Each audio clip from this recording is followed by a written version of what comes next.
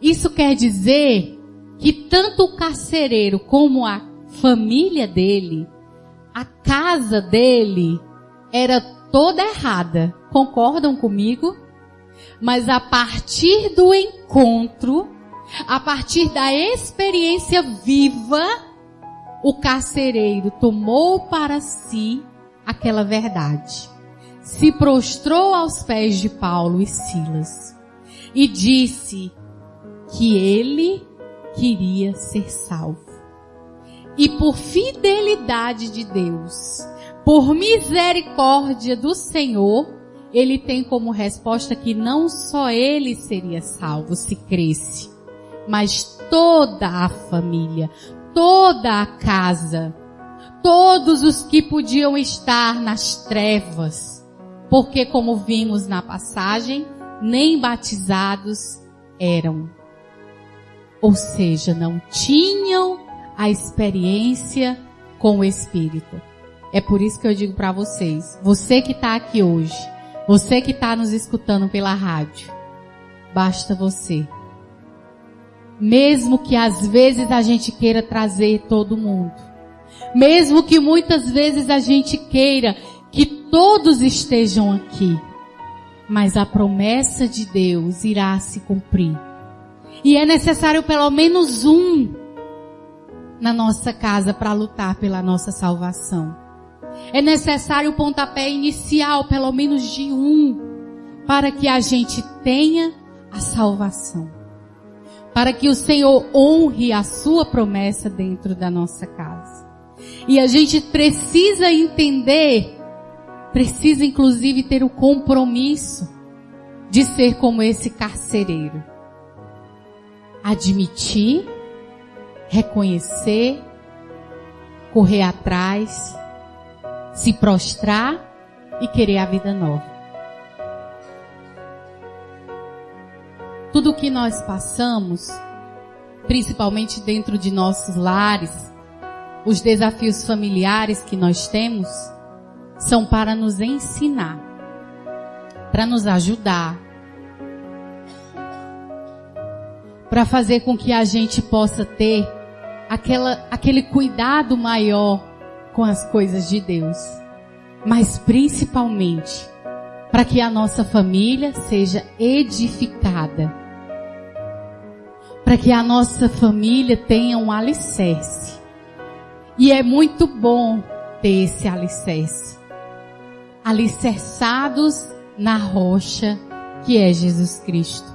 Como a gente pôde ler aqui na passagem, Paulo e Silas foram acusados, foram simplesmente caluniados por aqueles que ficaram chateados. Por quê?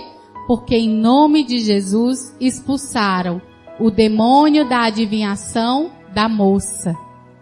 E por isso os patrões ficaram com raiva, porque era uma fonte de renda. É de onde eles conseguiam lucrar com aquela moça, porque ela saía adivinhando tudo para todo mundo. Vocês já conhecem essa história? Tem isso nos dias de hoje? Tem, né? E aí, quando os patrões se viram sem a fonte de renda, ficaram chateados e veio as calúnias, difamações, armadilhas contra aqueles que serviam a Deus. Vocês se identificam nisso? Nós nos identificamos, né? Porque é o que acontece com a gente muitas vezes. Quando nós nos decidimos por Deus, muitas são as armadilhas que o inimigo vai levantar contra nós. Muitos são os desafios que ele vai propor, mas também muitas serão as provas que nós precisamos passar para que a gente aprenda a lição.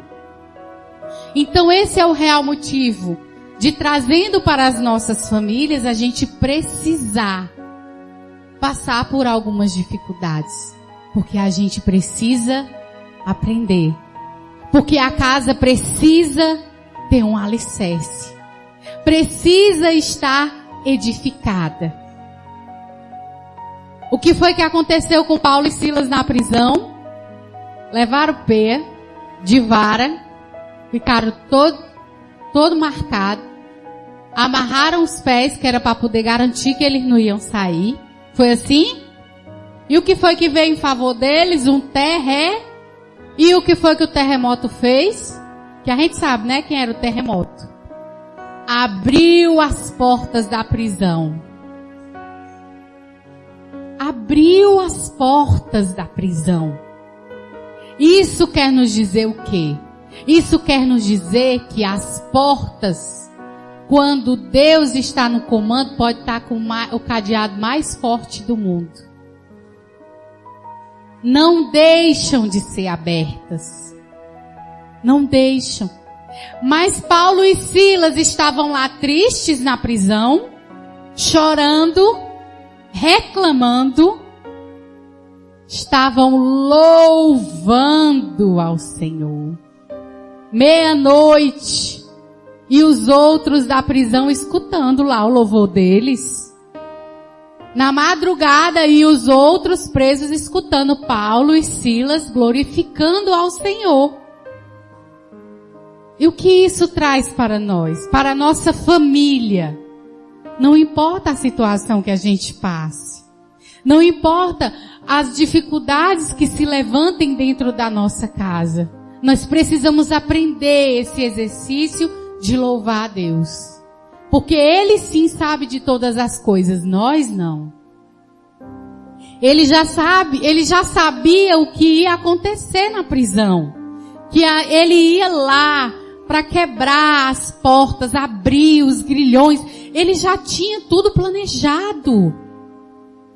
Porque nenhum filho de Deus é abandonado, esquecido pelo Senhor. Diga isso para a pessoa que está do seu lado. Nenhum filho de Deus é esquecido. Nenhum. Se nós estamos aqui lutando pelas nossas famílias, Deus não vai esquecer disso. E a gente precisa se apropriar dessa graça. A gente precisa se apropriar dessa profecia, dessa promessa, desse desejo que o Senhor tem de estarmos cada vez mais próximos dEle. Porque se nós não fizermos isso, se a gente não tiver aqui com esse propósito de tomar posse da graça, a nossa família vai padecer. A nossa família precisa de nós. As intenções da nossa família como um todo, todos aqueles que são da nossa casa, os que moram longe, precisam da nossa intercessão. Quantas vezes nós já fomos livrados de algum mal, de alguma investida? Quantas vezes veio aquele sentimento no nosso coração: isso aqui não é para mim. Isso aqui não é para minha casa, isso aqui não é para o meu casamento. E às vezes a gente precisa estar atento para ouvir a voz de Deus. A gente precisa estar com o coração, a mente, os ouvidos atentos para ouvir o direcionamento do Senhor para a nossa família. Quando não é livramento, é lição. Quando Deus não livra, quando Ele permite que a gente passe, é lição. É misericórdia. Por isso que desde o momento do louvor eu já ia me apropriando dessa graça que o Senhor tem para a minha casa, para a minha família. Porque isso não é pouca coisa. Isso não é pouca coisa. Nós irmos para o céu com aqueles que aqui nós convivemos, nós lutamos, nós buscamos estar em sintonia com Deus. Ah, mas a minha família é muito complicada. Não é só a sua, não. Qual é a família aqui que não é complicada? Levante a mão quem não tiver problema na sua família, para eu saber, por favor. Tem alguém aí que não tem nenhum problema na sua família, que não passa nenhum aperreio na sua casa? Não existe. Mas se eu disser para vocês que após muita oração, eu consegui entender por que tem que ser desse jeito. Porque se fosse tudo muito fácil de conviver, a gente mesmo escolhia, não era não os familiares da gente? Ei, Senhor, eu só quero ser filha de fulano, irmã de cicrano. Não é não? Não gosto desse sobrenome, quero não, esse sobrenome aqui não, horroroso. Só quero se for disso aqui. A gente ia ter as nossas preferências, não era não? Que a gente nunca está satisfeito. Pense num povo teimoso e insatisfeito é o ser humano. Nunca tá bom. Aí quando a gente vê que a grama do vizinho já tá quase morta, aí a gente olha assim, ô Jesus, obrigada. Eu reclamando aqui de tão pouco. Parece que é necessário a gente ter que estar vendo os sinais para a gente poder agradecer ao Senhor, para a gente poder valorizar. Carol, é porque tu não tem aquele irmão abençoado que eu tenho. Minha irmã, se eu disser para vocês que é Ele que vai lhe levar para o céu. Carol, você diz isso porque você se casou com um homem bom. Se você tivesse se casado com o meu, já começa o erro por aí. A gente tem que abençoar. A gente tem que decretar coisas boas. As palavras têm poder. A gente tem que decretar: o meu filho é uma bênção, o meu marido é uma bênção. Ele está me santificando, está me fazendo rezar mais, está me fazendo ir para a igreja, para pedir pela conversão, para pedir que ele melhore. Eu também preciso mudar, porque através da minha mudança, ele muda. Através da minha conversão, da minha paciência, ele também será convertido. É isso que nós precisamos entender. Porque às vezes a gente só quer a mudança do outro. A gente só quer que aquele parente que só lembra da gente na necessidade, só quer que ele mude.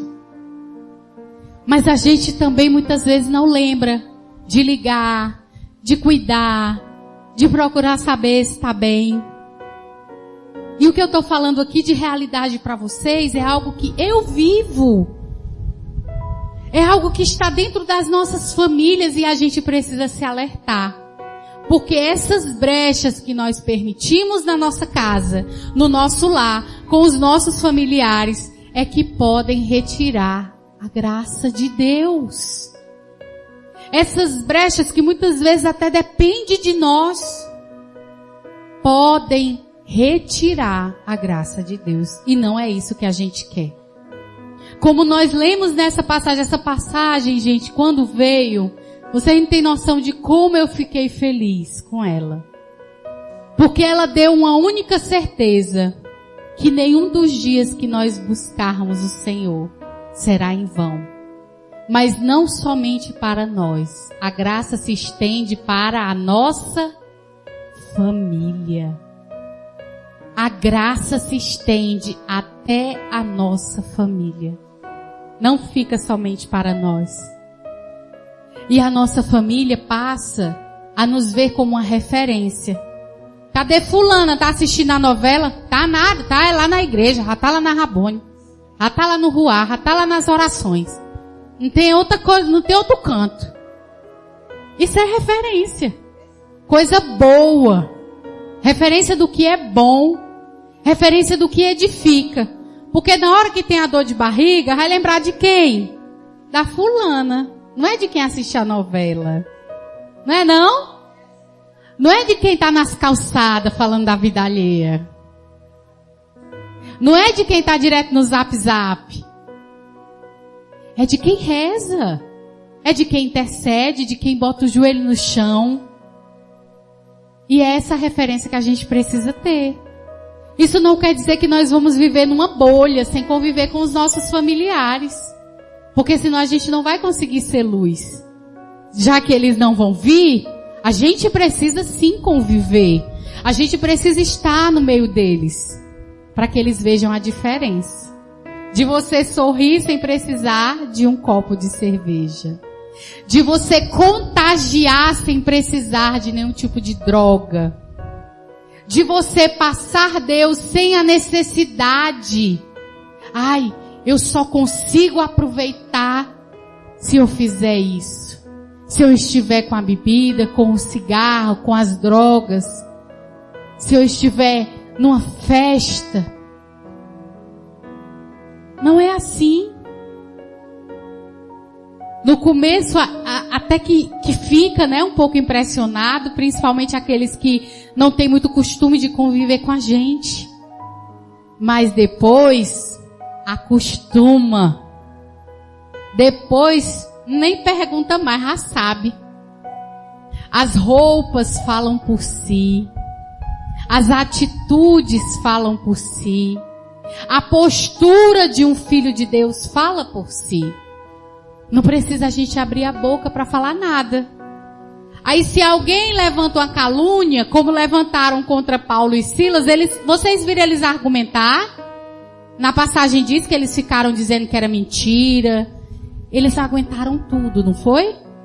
Eles aguentaram a peia, a calúnia, porque aqui na passagem, não sei se deu para vocês entenderem, mas em um dos trechos da calúnia, é dito assim, estes homens estão provocando desordem em nossa cidade. São judeus. Eles não foram argumentar. E eles eram romanos. Eles não eram judeus. Eles eram romanos, mas eles ficaram calados. Porque eles entenderam que precisavam passar disso. Passar por isso. Então a gente precisa ser Paulo e Silas, muitas vezes dentro da nossa casa. A gente precisa aguentar muita coisa. Quem aqui já não deve ter aguentado muita coisa pela sua família? Pelo seu matrimônio? Pelos seus filhos? Ai, Jesus. Como a gente aguenta? Como a gente enfrenta? A gente encontra forças até de onde não tem. Depois a gente fica se perguntando, né? Como foi que eu aguentei isso? Como foi que eu passei por isso, Senhor? Não é não? Vocês já se perguntaram?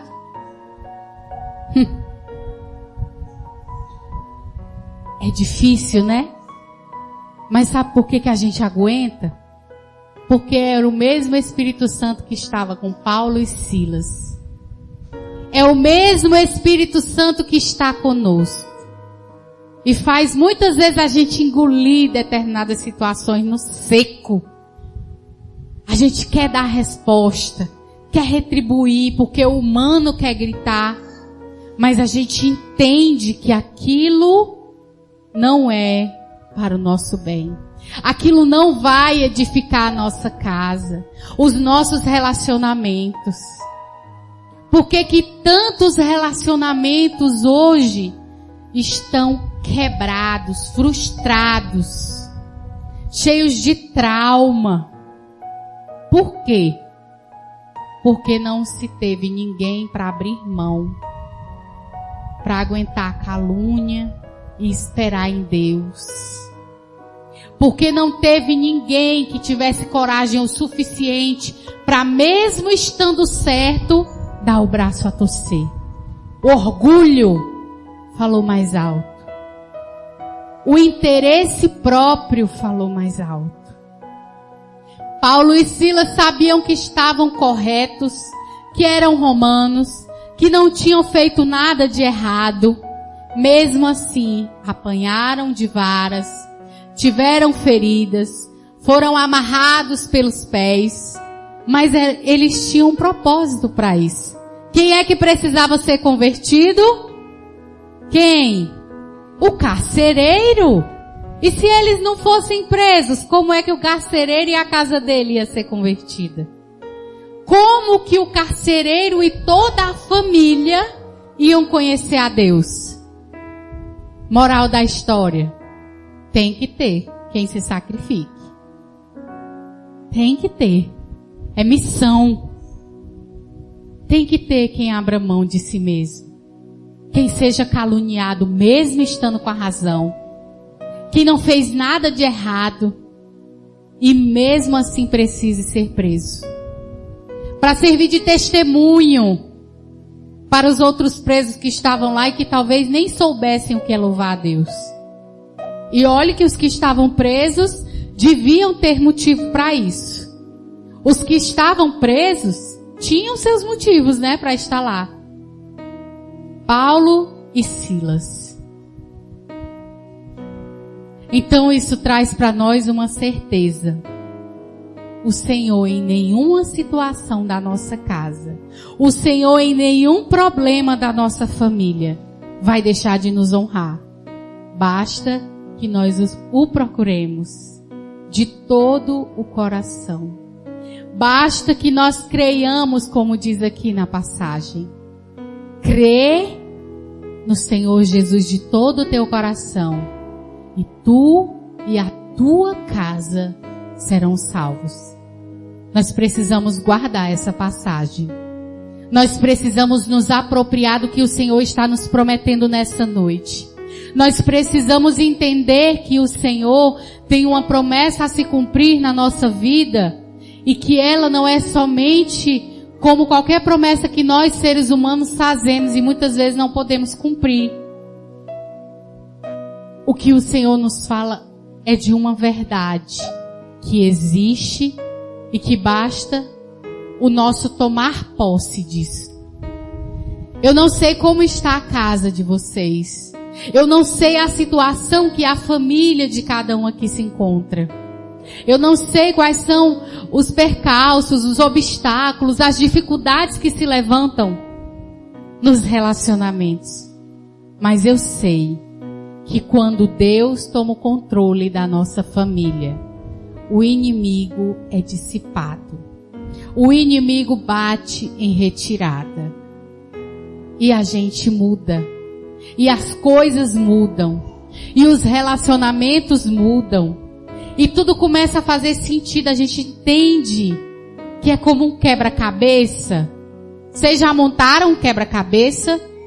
Cada peça tem a sua importância. Se faltar uma, não finaliza. É necessário que todas as peças estejam lá, uma por uma, para ter o encaixe perfeito. Uma por uma. Se tirar uma peça, fica incompleto. Nós precisamos trazer isso para a nossa vida. Nós precisamos trazer isso para a nossa família. Nós precisamos trazer isso para os nossos relacionamentos. Padre Zezinho, quando compôs aquela música, né, antiga, o amor virou consórcio, compromisso de ninguém. Compromisso de ninguém. Ele não falava somente daquela época quando ele fez. Isso foi uma profecia. Porque os casamentos antigos duram. Os de hoje é que se tornou esse consórcio. Porque as pessoas estão como em test drive, né? Vamos primeiro experimentar. Ninguém sabe até quando fica, até quando dura, até quando dá. Você pretende ter filhos? Deus me livre. Chagas abertas, coração ferido. Minha gente, é bom demais ter menino. Fazer menino é bom demais. Sabe por que é bom? Porque é a promessa de Deus se cumprindo. É o amor de Deus manifestado, mas quando é com a pessoa certa. Quando é do jeito certo. Quando é dentro da vocação. Quando é dentro daquilo que nós temos para nós como verdade, que é crescer e multiplicar-vos dentro da palavra de Deus. Não é brincadeira. Não é brincadeira, é uma responsabilidade. É uma missão. E nós vamos prestar conta disso. Porque no juízo final seremos só nós e Deus, e Ele vai perguntar: cadê o bruguelinho que eu mandei pra ti? Tu cuidou? O que foi que tu fez? E aí? O que é que nós vamos responder com aquele presente, com aquela missão que nos foi confiada? Isso é sério. Cuidamos do nosso relacionamento? Cuidamos do nosso matrimônio? Cuidamos das nossas famílias? Estamos no noivado, no namoro, num caminho santo para uma família de Deus? Porque é necessário que comece certo para poder dar certo. É necessário que se comece do jeito certo. Quando a gente pula etapas, é o primeiro caminho para a desgraça. Porque a gente vai começar do final e vai querer voltar, lá vem de ré. Da onde que isso vai dar certo? Não dá, não. A gente tem que começar do jeito certo. A gente tem que começar pelo encantamento. Oh, coisa linda. Oh, o suar da mão, o coração batendo forte quando vê. Né? Aquele negócio que dá na gente, que contagia. Aí dali começa a conversar, começa o chamego, começa a alegria de ter perto. Ai, eu vou ver de novo tal dia. Aí começa a contar as horas. Com vocês não foi assim não, vale? Eu tô falando, ninguém se identifica não. Comigo foi desse jeito. Ave Maria, bom demais. Aí você vê que o cabo é bom, né? O cabo é do bem. Aí você começa a pensar em namorar. Não, mas vamos devagar. Hoje em dia o povo já quer se casar antes de namorar, não sabe nem quem é. Sabe nem direito quem é, minha gente. Aí quer que dê certo um negócio desse? Aí vai, começa, né? Do namoro vem pro noivado. Aí vai orando, vai pedindo a Deus, Senhor, se for o meu José, se for o meu varão, se for aquele que tu prometeu para mim, abençoa, se não for, afasta, Jesus. Afasta enquanto dá. Porque é um sacramento. E como sacramento, isso é muito sério. O que Deus uniu, o homem não separa. Não separa. E a gente precisa também ter essa consciência de que as coisas da nossa igreja, as coisas de Deus são muito sérias. Então não adianta querer antecipar esse tempo. Porque aí lá na frente vem a decepção. Agora quando é dele, não quebra, mas não quebra mesmo. Porque a gente vai ter esse compromisso, essa responsabilidade, esse desejo de cuidar, esse desejo de fazer a obra de Deus. Então o que falta hoje nas nossas famílias é a gente entender que existe uma diferença entre casa e lar. Vocês sabem qual é a diferença entre casa e lar? Vou dizer para vocês. Casa é um monte de cimento, madeira, telha, compartimento. Lá é onde as famílias devem viver. Casa é a estrutura. Casa é o material. Lá é o verdadeiro aconchego. É onde se vê as lágrimas, as dores, é onde se convive, é onde se confraterniza, é onde se briga, mas se reconcilia. Onde se vive o verdadeiro perdão. Porque nem todos os dias serão bons, mas no verdadeiro lar nós encontramos amor e compreensão. Casa não. Casa é briga. Casa é confusão. Casa é cada um no seu lugar. Cada um no seu mundo, com o seu Wi-Fi, no seu quarto, acessando o seu celular. Lá é uma união entre as famílias. Todos juntos ao redor da mesa. Todos juntos para rezar o Santo Terço. Todos juntos no momento de dor, para dar uma notícia, para apoiar o outro. Essa é a diferença de uma casa para um lar. E aí nós precisamos hoje sair daqui com essa reflexão. A minha família tem uma casa ou a minha família tem um lar? Nós não precisamos responder. Mas se a nossa família ainda está tendo uma casa, nós precisamos urgentemente trabalhar para que ela tenha um verdadeiro lar. E esse vai ser o nosso compromisso hoje, ao sair daqui. Carol, eu não posso querer que o outro mude, eu tenho que mudar. Eu não posso exigir mudança de quem não está tendo essa experiência aqui no grupo de oração.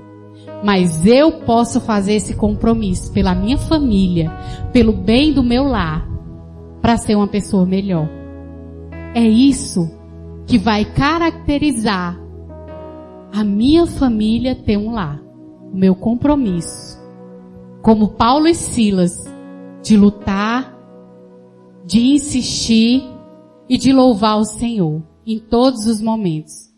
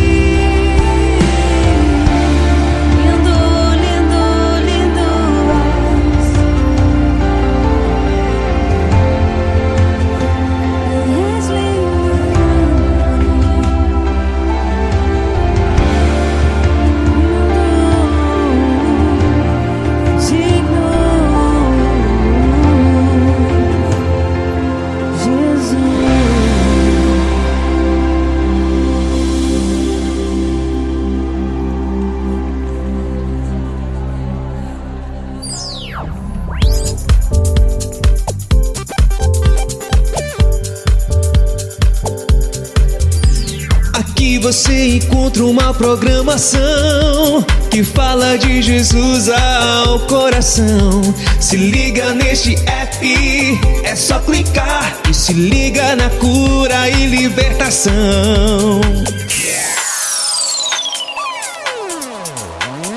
Web Rádio São Bento.